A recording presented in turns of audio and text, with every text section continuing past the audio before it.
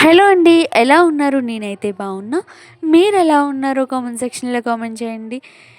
ఈ వీడియో అయితే నిన్న మేము నైట్ డిసెంబర్ 31 నైట్ మేము ఈ విధంగా సింపుల్‌గా సెలబ్రేట్ చేసుకున్నామనమాట. బ్యాక్ అయితే మా చెల్లి వాళ్ళు చిన్నగా డెకరేట్ చేస్తున్నారు. సింపుల్‌గా డెకరేట్ చేస్తున్నారనమాట.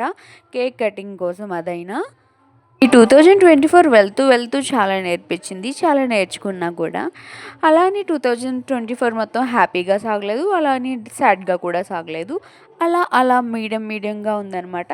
కాకపోతే ఈ సాడ్‌నెస్‌లన్నీ మర్చిపోవడానికి 2024 అంటే నాకు మర్చిపోలేని ఒక మెమరబుల్ మూమెంట్ అయితే ఉందనమాట. అదే నా బేబీ.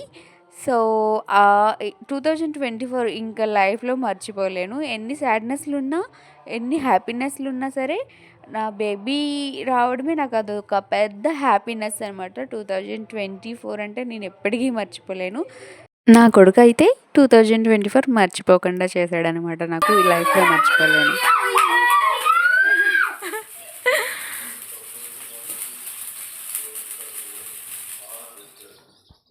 ఫైనల్లీ కేక్ అయితే కట్ చేస్తా. మీకు 2024లో ఎలా గడిచింది? మీ బెస్ట్ మెమరబుల్ మూమెంట్ ఏంటి? అనేది కామెంట్ సెక్షన్‌లో కామెంట్ చేయండి. మీకు 2024 అంతా ఎలా ఉంది? అనేది షేర్ చేసుకోండి.